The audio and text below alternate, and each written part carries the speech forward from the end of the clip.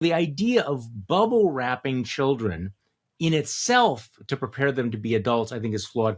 But the idea of bubble wrapping their minds at a university campus seems to completely misunderstand the concept of higher education. Yeah, no, absolutely. It can't actually, higher ed can't actually function with a right not to be offended.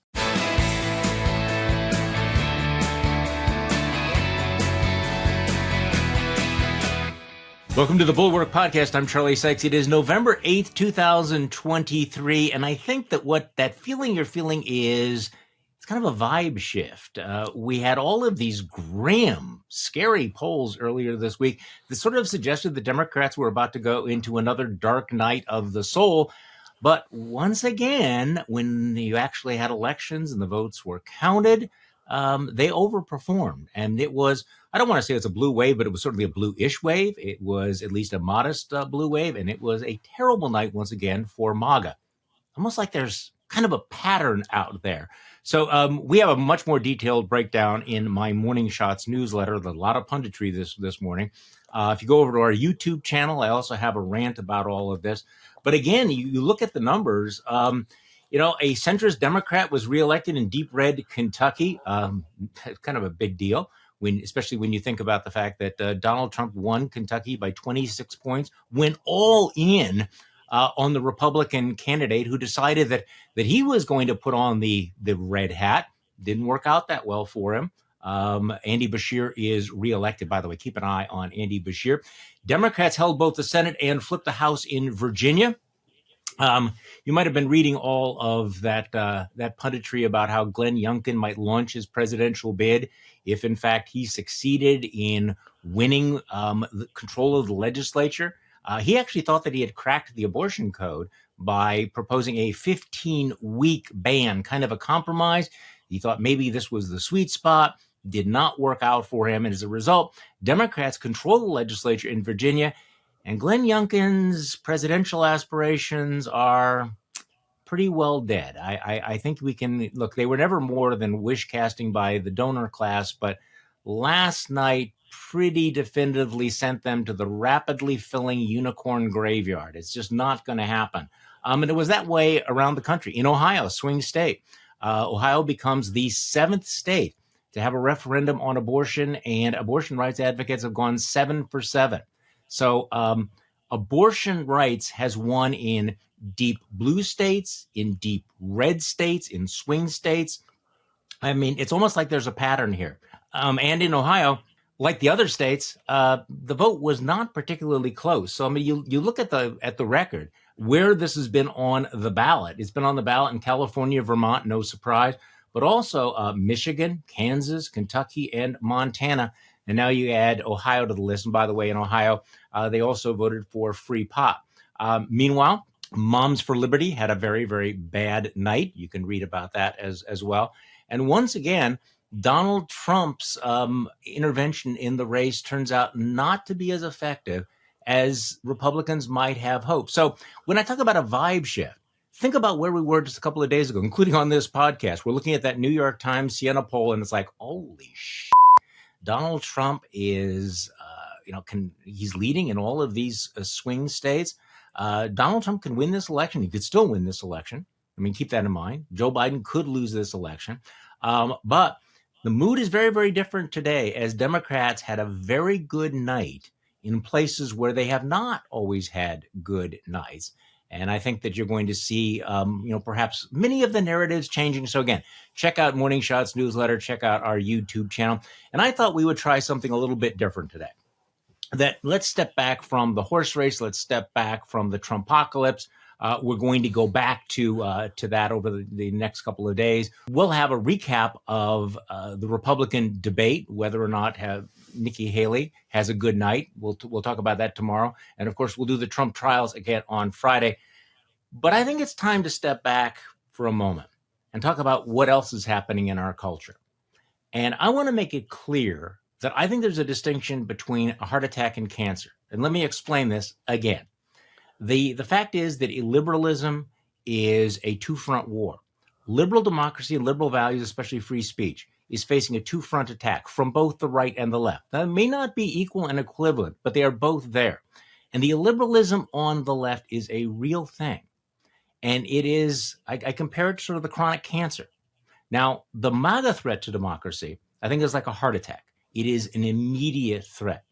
That does not mean, however, that we can pretend that there's not an illiberal problem on the left as well. And I understand there's a lot of denialism about this, or the argument that, we need to focus solely on what MAGA is doing, and any distraction from that is, well, it's a distraction from what really matters.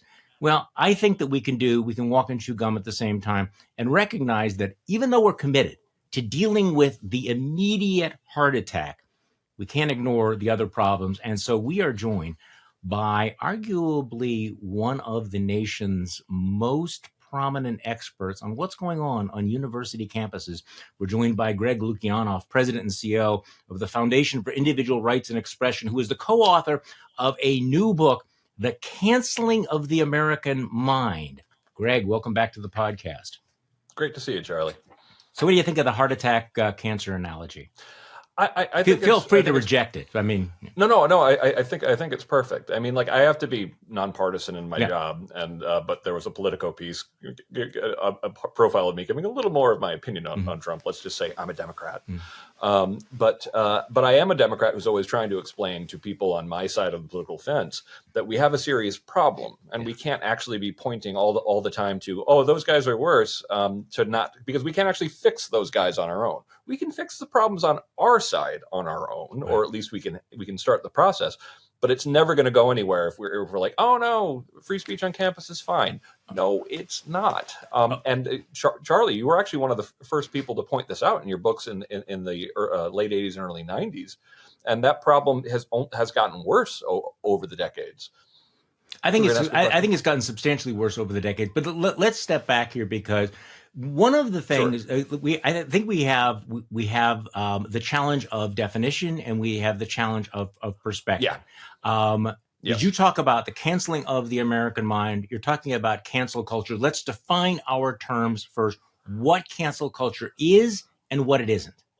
Sure. So cancel culture, is one of those controversial terms. And of course, one of the first things that people mention is, why did you use this term that I hate? And it's like, well, because we did national polling on what people call this phenomena. They call it cancel culture. And when you poll them about whether or not they hate it or are afraid of it, Black, white, liberals, conservatives all agree that that's the name for it, and we hate it and we're scared of it. Actually, interestingly, particularly Gen Z, which includes my 23-year-old brilliant author, Ricky Schlott, she points out that she grew up with cancel culture and she absolutely hates it. Okay. So our definition of cancel culture is, what I'm trying to do is, so it's the uptick since 2014 of campaigns to get people fired, punished, deplatformed for speech that would be protected under the First Amendment. There, we explain that a little bit more in the appendix because we don't want to bog down. And we liken it to, I'm a First Amendment lawyer, we liken it to public employee law. And so that actually brings in a tremendous amount of nuance and common sense to the definition. And the culture that has, and the culture of fear that was resulted from people losing their jobs, for example, for just cracking a joke or saying their opinion. And we're making it, and the reason why we talk about it as an uptick is because people will make the argument, oh, cancel culture has always been around. People have been getting in trouble with their opinions forever.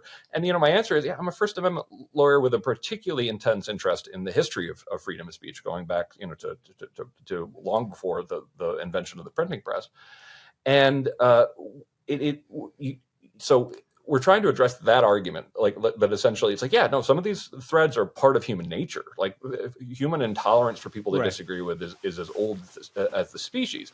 But there was a demonstrable uptick in campaigns to get people fired, particularly professors, in 2014, and accelerating. We also include this in the definition. Accelerating in 2017 and 2020 and 2021 were the two worst years on campus I've seen in my 22-year-long career. Okay, well, that leads to my next question, because cancel culture is a thing, but I've been reliably assured that it's not a big thing. That concern is exaggerated. That we can nitpick a few bad stories from some elite universities, but it's not really a problem. What's your sense? Again, been doing this 22 years. Again, very aware of the history of censorship on campus. We can find no period in the last 50 years on college campuses with anything even remotely close to the number of professors who have been losing their jobs. This is also, by the way, at a time when viewpoint diversity is at an all-time low among the professorate. So it's already a pretty homogenous group, and they're still losing their jobs. And by the way, a lot of the professors losing their jobs are ones who would self-identify as being on the left. Just in a lot of cases, they're actually being targeted by other people on the left. And sometimes about 1/3 of the punishments come from targeting up from the right. So if people want to make still focus primarily on the threats from the right, you can focus on Turning Point USA, the Professor Watch List. You can focus on Fox News targeting professors as well. But that makes the problem, particularly from a nonpartisan standpoint, the fact that it's coming from more than one direction makes the problem worse, not better. And I remember saying this, pointing out the 30% coming from the right, and someone says, "Well, I can do math. That means you're saying that that the rest comes from the left." And I'm like, "Oh, honey, I'm sorry. No, we have to we have to accept this." Like, I always think of it as the battle between sort of people who self-describe as liberals like me and people who would self-describe more as progressives. Okay, but. And I'm going to give you the pushback on that. What about the argument that, okay, yes, there is a thing as cancel culture, and yes, there's been an uptick on cancel culture, but many of those people deserve to be canceled. If you, in fact, are overtly anti-Semitic, if you are overtly racist, if you have, celebrated Hamas in your class, if you have said something that is, threatening, then don't you deserve to be canceled? I mean, are there people who are eminently cancelable? You can absolutely argue that there are people who deserve to be canceled. That and that's something that we actually did have an appendix in the book, but we felt like it might confuse people too much to as to what we're saying. You can't argue that someone was canceled appropriately. That's fine, but I do bristle at the accountability culture, consequence culture argument that I hear a lot. Because really what you're saying when you're saying, "Oh, no, there's no cancel culture, there's just accountability culture," sometimes includes people getting fired in violation of the First Amendment. That's not a very good argument. It tends to mean that people don't know a lot about the numbers, don't know a lot about the comparisons in history, and that they don't really want to learn too much, because there's no way you're going to get through, and hopefully you will, with an open mind, readers, read Canceling of the American Mind. And you're not going to come out of that saying, all these people deserve to be canceled. Like, sometimes it's actually incredibly tame mainstream speech that can get you in trouble. Okay, so let's start with a case study, as you do in your book. And this is a case that I think a lot of our listeners might be familiar with, but they really all ought to be familiar with. You open the book with the story of this art history professor at Hamline University in Minnesota in 2022, who showed her students a 14th century painting that included a representation of the Prophet Muhammad. Her name was Erica Lopez Prater. And apparently she warned her students in one class, gave them a trigger warning, that I'm going to show this picture in a future class, and they could choose. And it was on the syllabus with a warning as well. Right. Okay. So she kind of knew this was going to be a little bit edgy, but she said this is art, and gave students the option to skip the class if they choose to. So the class comes up, she warns the students again, I'm going to show this painting. What happens? Tell me the story, and put it in the context of cancel culture. Sure, yeah, and this is something where, like, my British mother and Russian father kind of come into this sometimes, and I can find myself saying, Americans can be so parochial, because particularly on the left, there's this assumption that all Muslims hate any representation of the Prophet Muhammad, and it's deeply offensive to all of them. Yeah, and that just shows kind of a poor knowledge of the Muslim world. One of the leading defenders of the professor, Professor Prater, was Amna Khalid, making the point that I'm offended by this as a Muslim, because this is not a caricature of Muhammad. This is devotional art. It was commissioned by a Muslim prince and painted by a Muslim to show when Gabriel visited the prophet, and it's a classic, and partially like one of the things she was trying. History class. It's an art history class, and she warned people in history multiple times. And even though she gave multiple warnings, she still lost her job over this, because it was assumed to be incredibly Islamophobic to actually publish this, which again shows that that's not actually the opinion of the entire Muslim world, Americans. And what's disappointing about this case is we haven't been able to get Professor Prater's job back. Really? One good thing, and my organization is the Foundation for Individual Rights and Expression, and we defended her and launched a whole campaign defending her academic freedom. In a sense, we failed. The university president has said that she is going to step down early, which I don't think is a coincidence. But more recently, Hamline College came out and basically said, yeah, we were totally right about that.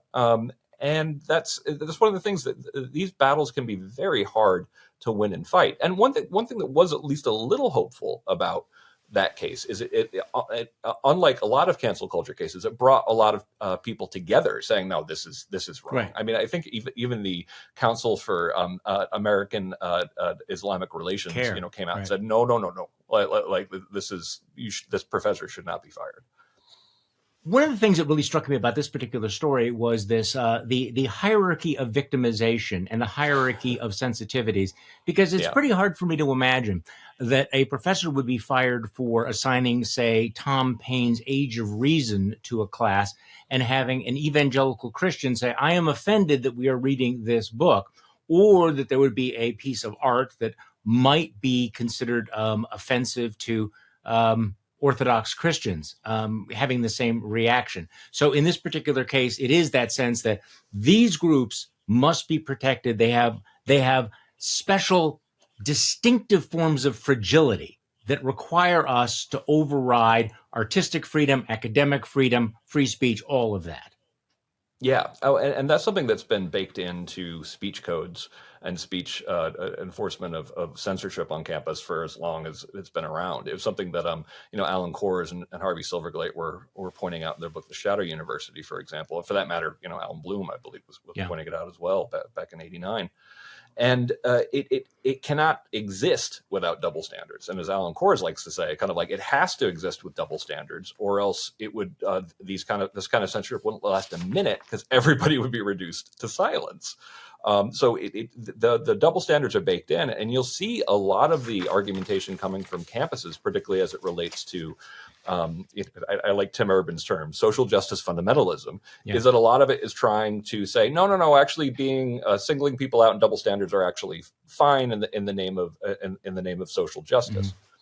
Okay, so this is kind of this book is a follow-up to a book that you wrote with Jonathan Haidt back in 2018, The Coddling of the American Mind. And I remember how much of the reaction to that was that the whole idea is that cancel culture is a myth to the people on the left.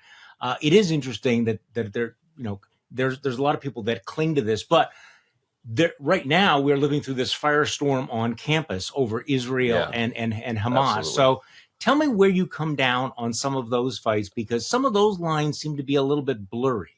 Sure. Yeah. No. The book had the misfortune of coming out right around the time of the horrific Hamas attacks, which meant that it was pretty hard to actually, get on TV to talk about it. Mm-hmm. And of course, they were, rightfully so, because something much more horrible was going on in the world. So what have we seen at Fire since October 7th? Well, first of all, universities sometimes issued 4 statements, on the attacks, because they felt like they never got one right to make both off-campus and on-campus constituencies happy, which is impossible to do. And we are seeing an uptick, and this is awful. We are seeing an uptick in cases of unprotected speech, at Cornell, very clear death threats. That's not protected. And I actually am very much a hawk on no, punish true threats. Right. Like that actually, otherwise people think that that's protected by speech, and that gives free speech a bad name. We're seeing, situations where they easily could punish students, like the thing that happened at Cooper Union, when the students were locked into the library and people were banging on the doors for them. We're seeing situations that involve assault. Some of the videos we're seeing are people grabbing, protesters, and like, no, that's not okay. And there is an assumption by the media that I'm running into that I find almost kind of funny, that they assume that this must mean a huge uptick in cases that we're seeing at Fire, pro-Palestinian speech being shut down. And I have to give a nuanced answer on here, because I'm like, okay, I want to say we're not seeing a big uptick in cases this year. But here's the thing, because the normal year is terrible now. The situation normal for free speech for the last 6 years on campus has been sufficiently terrible that although we are seeing an uptick in cases, we are seeing an uptick in pro-Palestinian. We're not seeing an uptick in overall cases at all, because a normal year is very bad at this point. Okay, I would say But can I just list the biggest thing that's going on though nationally, because I know your viewers will be familiar with this, and Fire has already sent letters on both and are deciding in both cases, is Ron DeSantis saying that Students for Justice in Palestine needs to be de-recognized. I think there's two offices of that affiliate with the national, and that would affect them. And then Brandeis University, which is a private university, but it does promise freedom of speech and association, de-recognizing Students for Justice in Palestine. And the argument there is that which is a better argument than just saying you don't like their opinion, is that they are materially supporting terrorism. And, you don't have to have your lawyer hat on to say, that's an incredibly serious allegation to make. And by the way, if you had the goods on them for actual legal definition of material support for terrorism, you'd be arresting them, because that's a felony. And one of the things that the DeSantis administration pointed to was hortatory language from the National saying, consider yourself part of the pro-Palestinian resistance. And it's like, no, like that is not material support for, sending money, sending arms, like that kind of stuff is. So unless and until they produce evidence of this very serious allegation, we're going to be absolutely fighting to keep, Students for Justice in Palestine recognized at state schools and in places like Brandeis. So what's so interesting about that particular story is it just it highlights the hypocrisy of some of this debate, because Ron DeSantis and others have been very vocal in fighting against wokeness, fighting against the cancel culture, free speech. We are advocates of free speech. But in the case you just cited, he is using the power of the state to punish a private organization for speech. So you have people like Ron DeSantis and people on the right who have really, wrapped themselves in the cloak of free expression, who have shown themselves very, very willing to use the power of the state to punish and to exile groups like this from public universities. Yeah, and one thing you can't reconcile that, can you? I mean, you can't. Well, no. But the one thing that we tell media when they ask about this, because there is this presumption that things have gotten so much worse, just last week. It's like, no, this actually happened quite some time ago. And so when Ron DeSantis first started in Florida, we had some hopes for him, because there was some pro-free speech legislation he was fond of. We were like, all right, cool. And then, the Florida government, with the encouragement of Ron DeSantis, passed the Stop Woke Act. The Stop Woke Act very particularly saying that you can't, teach opinions on certain topics. You can't teach certain topics at all. And they even when they went into court, they essentially had to argue that, well, this would prevent you from making pro-affirmative action arguments. It would allow you to make anti-affirmative action. And I'm like, okay, the jig is up, guys. Like that means it's the definition of viewpoint discrimination. That's unconstitutional. The law is very clear here.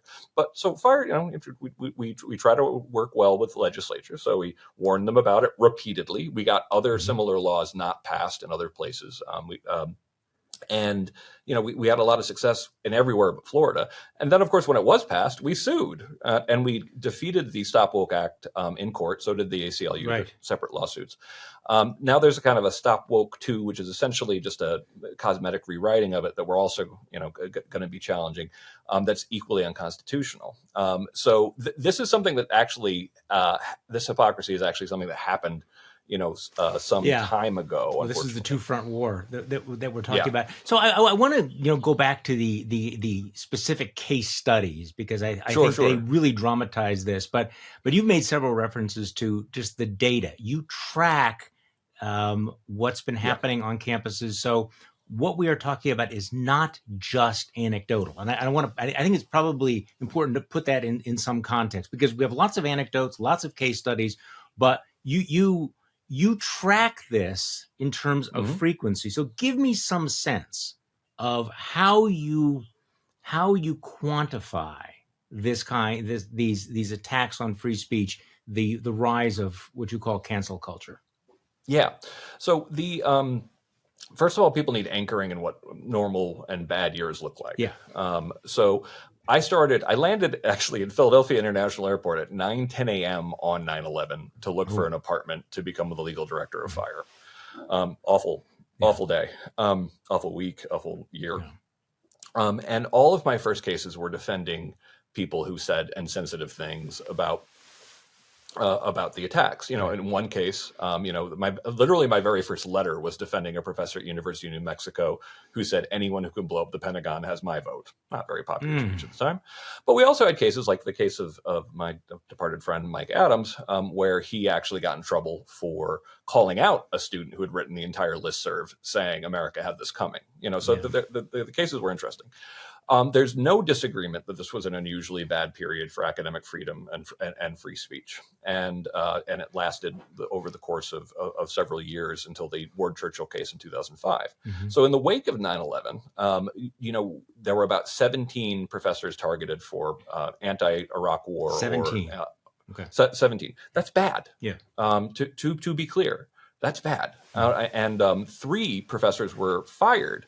Now, interesting thing, all 3 of those professors were fired for reasons that actually didn't relate to freedom of speech or academic freedom. So, for example, Ward Churchill, we defended him, and he didn't get fired for free speech. He got fired for gross academic misconduct, which he really did, as best I can tell. 2, Samuel Arian, someone who was Bill O'Reilly, showed on tape saying death to Israel in the 80s. They eventually, thanks to fire, they dropped actually the free speech claims, and then said, well, actually, really, it's your connections to international terrorism. After he was indicted for that, and he actually moved to Egypt or Lebanon, I think Egypt. The remaining one was one where someone devoted a large part of their technical writing class to railing against the Iraq War, and I've looked at it since, and I'm like, okay, yeah, actually taking a big chunk of your class to not teach your class, right. they can actually punish you for that. But still, 3 is bad. Even over the course of years, it was almost unheard of for the early part of my career for a tenured professor to get fired. Now, let's look at the situation we have. So our definition is cancel culture begins around 2014, but it accelerates around 2017. And that's when you really start seeing the increase in student petitions to get professors punished, which is very unusual just for people that don't know. So we're talking about more than 1,000 examples of professors being targeted. We're talking about 2/3 of those being professors punished in some way. We're talking about, and this is just from 2014 to this past July. We're talking about nearly 200 professors fired. Something like 40 plus of them are tenured, which is, of course, 40 times 0. It's infinitely, literally mathematically infinitely more than I'd seen previously in my career. And I also want to be really clear. One of the reasons why this is so dangerous is it's wildly disproportionately concentrated in the most elite schools in the country. The top 10 are the worst offenders, the top 10 U.S. News and World Report's schools. And we also know that it's wildly underreported because 1 in 6 professors say that they've been targeted for their academic freedom, and they've been told that they either will be investigated or were actually investigated for their speech. About 9% of students, by the way, say the same thing in data that we're going to be releasing shortly. Which is 1 in 10 is crazy. So 1 in 6 say that they've been investigated. Much larger percentages of them say that they're self-silencing. People need to remember that 9% of professors during McCarthyism said that they were they were editing themselves. They were self-censoring due to the environment. And by the way, again, not 1 in 10 is really bad for professors to say that they're self-censoring. When we expanded the question to include things like social media in the classroom, et cetera, so it's not an exact comparison, but we got about 90% of professors saying that they're self-censoring now as opposed to then. And even when you compare it to McCarthyism, which in some ways you shouldn't because the law wasn't established yet. But from 1950s, the law that made it clear that you can't fire communist professors only happened in 1957. Prior to that, people were arguing, deans and presidents were arguing, these guys are doctrinaire, they're set in their ways, they're radical, we can get rid of them, right? And then, of course, it was only in 57, at the very end of McCarthyism, that they said, no, actually, you can't just fire them on the basis of viewpoint. No, in a reaction to McCarthyism. So what happened in 2014? You've mentioned that the big uptick. So what do you attribute that to? I mean, again, this impulse, the intolerance has been around for a long time. You mentioned I was writing about this in the late 80s, early 90s. So what was the critical mass that exploded in 2014 on? Well, in some ways, it's good to read Coddling of the American Mind and Canceling of the American Mind together, or having, it's helpful to have read Coddling, because in that one we do more of I like that. social science. Selling 2 books at once. That was good. I give you extra points. You get points for that. Okay. And buying Unlearning Liberty and Freedom from Speech. It's the foursome. Yeah.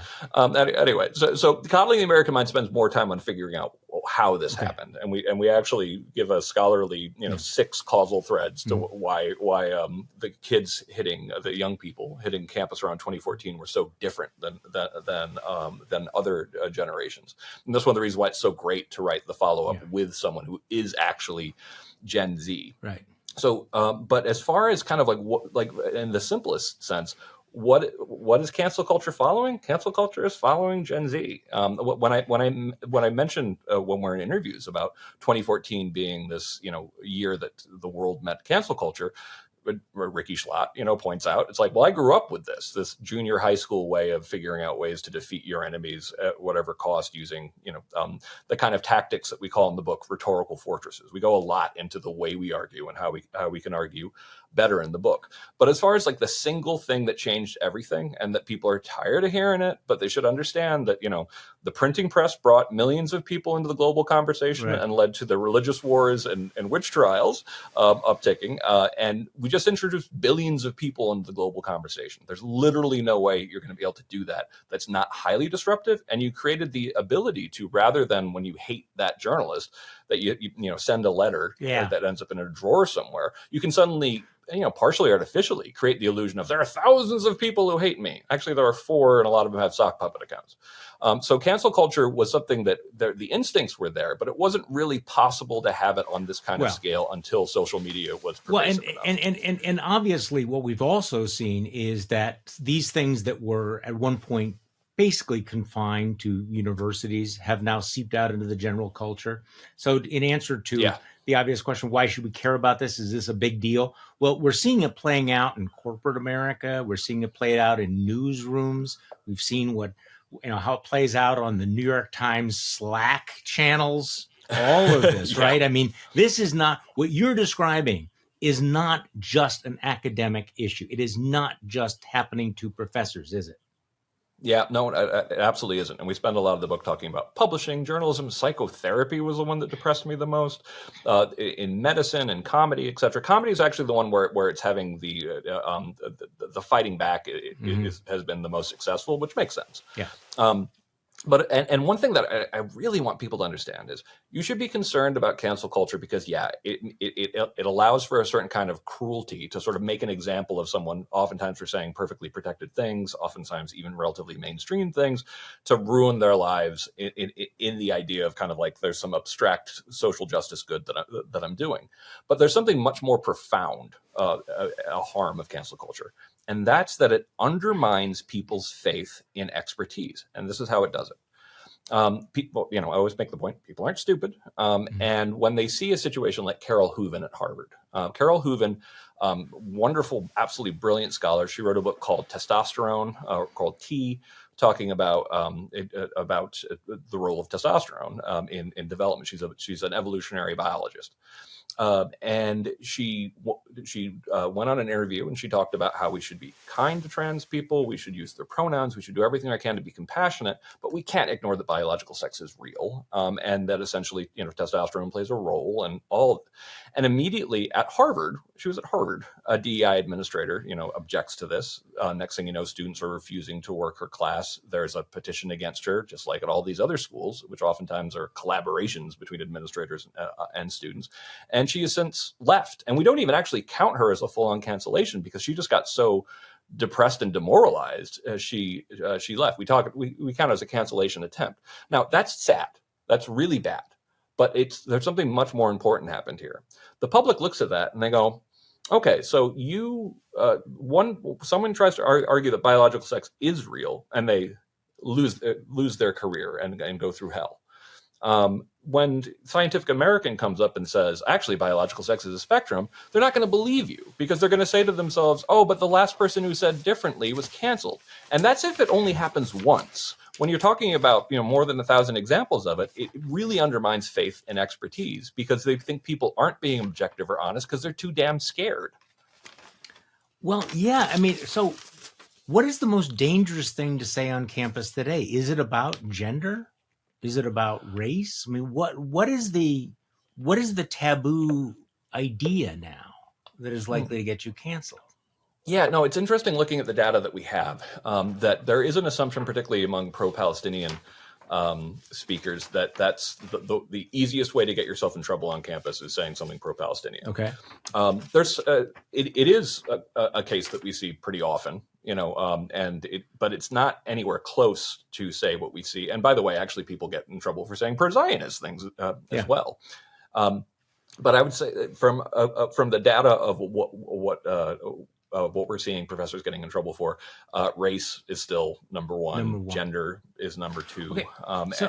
And Israeli Palestine is actually surprisingly, I think it's maybe 7th or 8th or something like that. So going back to the data, you had a survey where you basically asked people, what would you allow a speaker to say?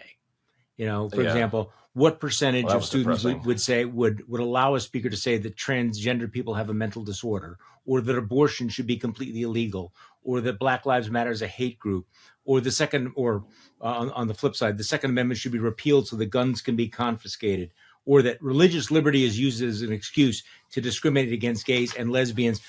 And if I'm reading this correctly, among liberal college students, only 16% believe that a speaker should be allowed on campus who is anti-trans. Only 32% of left-wing students would think that a speaker should be able to espouse pro-life points of view. In fact, I'm looking at this, all respondents, only 29% of college students think that a speaker should be allowed on campus if they are anti-trans. I mean, so these numbers are rather extraordinary in terms of the intolerance. Yeah, and to be clear, you see this, among the right-leaning students as well. It's just not nearly as bad. That there are surprising numbers of people who are more conservative saying that these speakers shouldn't be invited, but on the left, it's decidedly worse.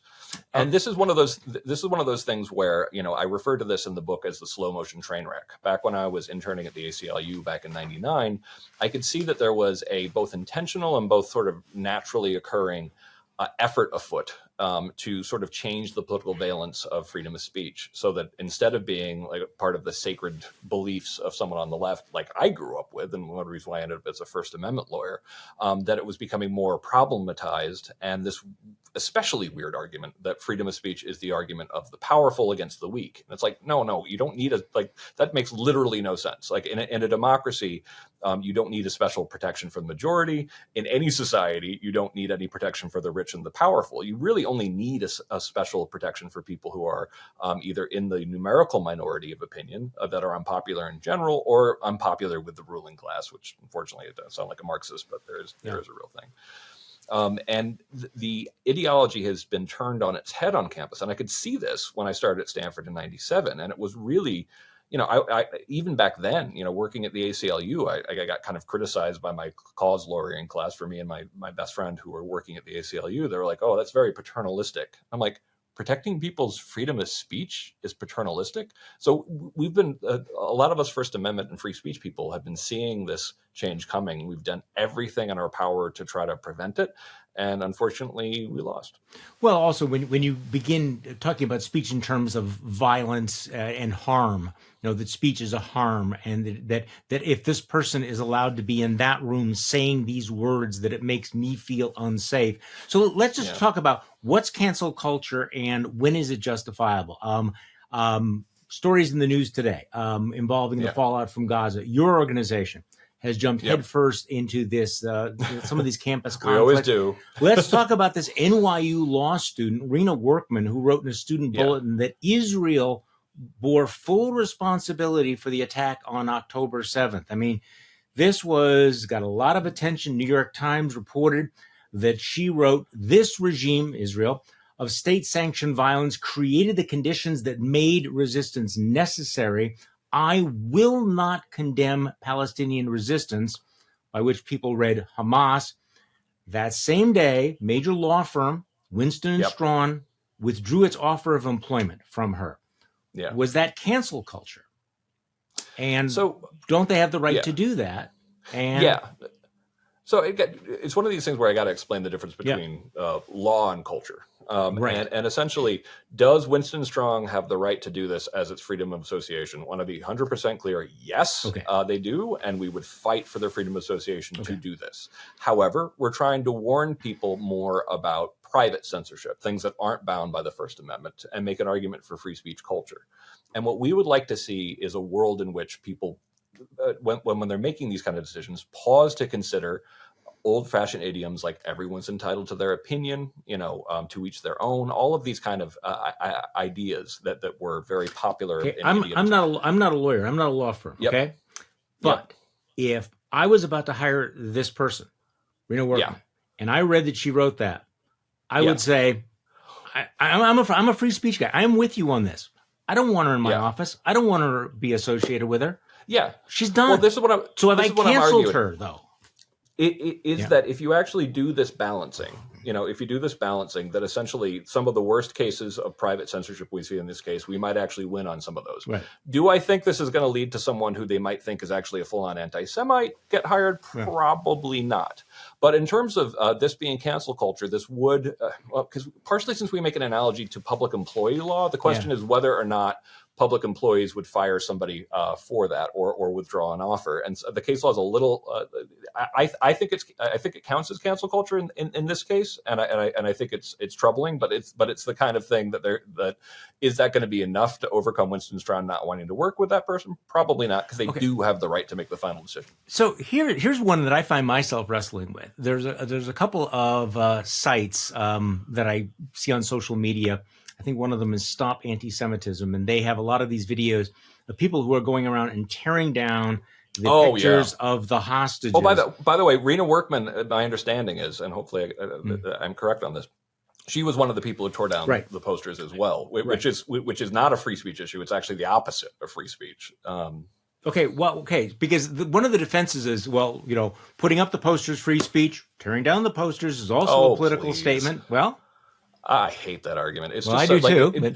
These are the same people who said, "Oh, it's free speech to come in and shout down Kyle Duncan at Stanford." And it's like, no, that's silly. I don't think you even think that, to be honest. Like, I think that if a speaker you liked got shouted down, you'd be like, "No, this is mob censorship." And of course it is. That's one of those arguments that I'm just kind of like, I don't believe you even believe this. The person who's making it. What is it? Cancel culture to be going around and videotaping people doing this and saying, help us identify them, knowing that the intention is to perhaps have them fired? If it's a campaign to try to get people punished for First Amendment protected speech, I would say that we're talking about tearing down the signs. I got to finish the thought. Okay. But that's not First Amendment protected speech. Okay. That's actually being a vigilante censor yourself. And meanwhile, one of the things that I always say in these caveats about cancel culture and how it relates to intolerance on campus is, one, my preference, if someone signed, for example, the Harvard letter, and you otherwise extended an offer to them, and you thought that was completely irresponsible to say something entirely blaming Israel back when the horrific attacks were still going on, that you should at least give them the chance to, defend themselves. Because in a lot of cases, by the way, it actually turns out that they didn't even know about this particular letter going out, and a lot of people are like, no, that doesn't actually represent, what I think. But I do make the caveat that a major problem in corporations is that they've been hiring too readily from elite higher education, and there's a good chance they're actually going to end up with a canceller, someone who shows up and says, you know what, I think actually this entire organization needs to be, pro-Palestinian / pro-Hamas. And by the way, your IT director who seems vaguely Trumpy needs to go because that's regressive.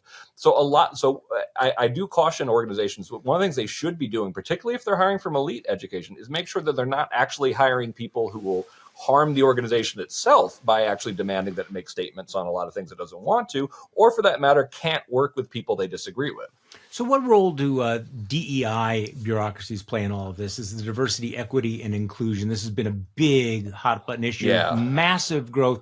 You've tracked the growth of this But at the same time, we're also having not just the growth of DEI bureaucracies, but the use of these sort of DEI pledges that professors have to sign, committing themselves to certain ideological agendas and using that to weed out anybody who is perhaps not politically attuned. So how does that relate to this?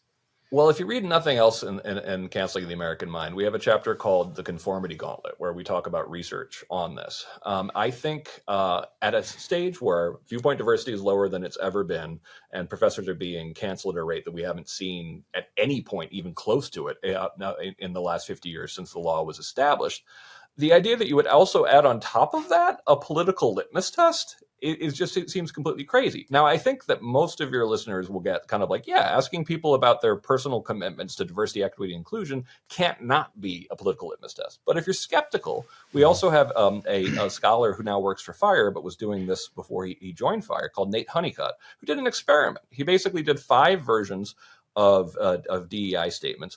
One, you could describe as woke. Well, I prefer social justice fundamentalism, basically saying all the right things.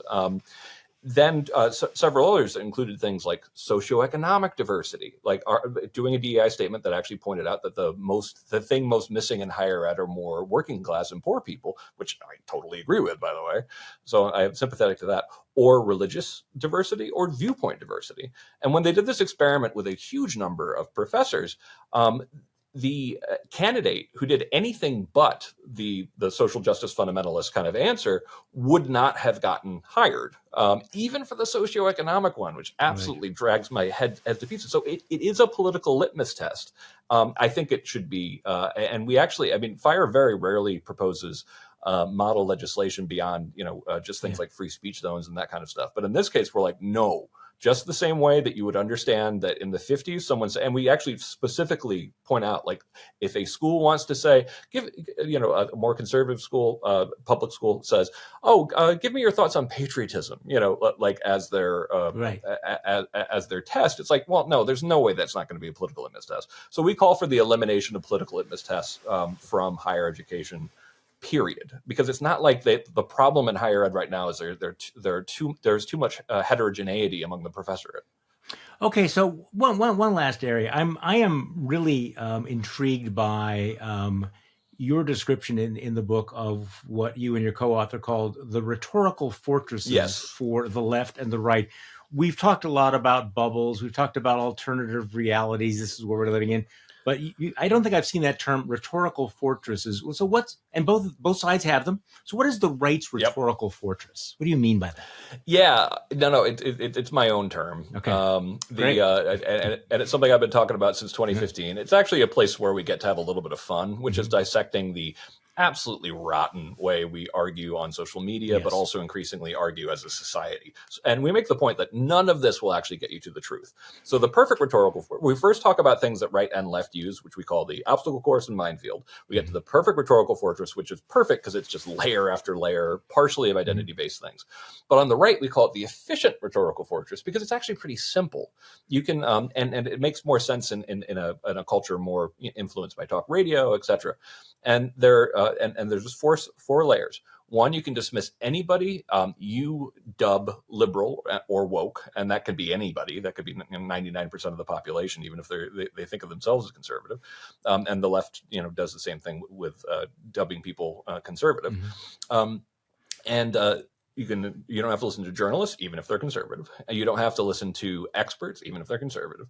And then, of course, for the most extreme of the right, anybody who disagrees with Trump. And I think this is where I usually point out that people should know that for Coddling the American Mind, which did a fair amount of taking on some sacred cows on the left, we get more hate mail from the right by orders of magnitude than we do for the left for that book, because apparently, in talking about Charlottesville, we were unfair to Trump. Oh yeah. Well, I think you also point out the irony, that conservatives who create these rhetorical fortresses are informed by the same desire to spare their children from psychic harm, which they're quick to ridicule from the left. They are creating their own safe spaces while they're ridiculing the safe spaces, which I think is true. So one of the points that you make in the book is also that I mean, there's no quick, easy answers to this, but No. it comes back to the need for parents in K-12 schools to raise and teach more resilient children. Talk to me about that. This is an old theme that I have, by the way. So, it's very much, borrowing, continuing from coddling the American mind, that training kids for anti-fragility is something we talk about. This Nassim Taleb idea that essentially some organisms, actually pretty much all organisms, need challenges or else they wither and die, essentially. And I think that and one of the things that actually I can point out, one of the things that makes this book a little different than Coddling the American Mind. In Coddling the American Mind, the subtitle is Good Intentions and Bad Ideas, because I'm a parent myself. I am a protective, anxious parent, and I get the instinct to protect your kids no matter what and keep them from harm or difficulty. But I also know you're not doing them any favors, because eventually, they have to actually live in the world as it is. And if you actually are always shielding them from that, you're disempowering them, which, by the way, was the title I wanted from Coddling the American Mind. That's the one we signed the contract under, was disempowered. And I think that in this kind of short-sighted thought of we're going to spare kids emotional difficulty, we're actually creating ones who are more likely to be anxious and depressed. Because if you think actually everyday pain is part of the world gone wrong, that's kind of like saying to a Buddhist, it's like, actually, it turns out life isn't pain. And instead of the first noble truth, life is pain, isn't pain. And if you experience pain, that means something is very wrong. Well, okay, so this is, you and I are on the same wavelength here, because when I wrote about it, I used the analogy of the bubble boy. Bubble boy may be protected, but he also has no immunity to any of the germs out there. He is totally unprepared for the world. And so this idea of bubble wrapping our children may seem attractive, but your bubble wrap child is not prepared to deal with the bumps and bruises of life. They are not going to be resilient. And the reality is that if you spend time around kids, you realize that, in fact, they are resilient. Oh, yeah. And so many of these policies that you're talking about start with the assumption of absolute fragility, that they are just so breakable that you cannot have them challenged. And of course, the fact is, in theory, you go to a university campus to be exposed to ideas that might make you uncomfortable, that will challenge your priors. So the idea of bubble wrapping children in itself to prepare them to be adults, I think, is flawed. But the idea of bubble wrapping their minds at a university campus seems to completely misunderstand the concept of higher education. Yeah, no, absolutely. It can't actually, higher ed can't actually function with a right not to be offended. Exactly. The book is The Canceling of the American Mind. Greg Lukianoff is the president and CEO of FIRE, the Foundation for Individual Rights and Expression. It is a must-read book. Thank you so much for today's conversation, Greg. Thank you, Charlie. Always a pleasure. And thank you all for listening to today's Bulwark podcast. I'm Charlie Sykes. We'll be back tomorrow. And we'll do this all over again.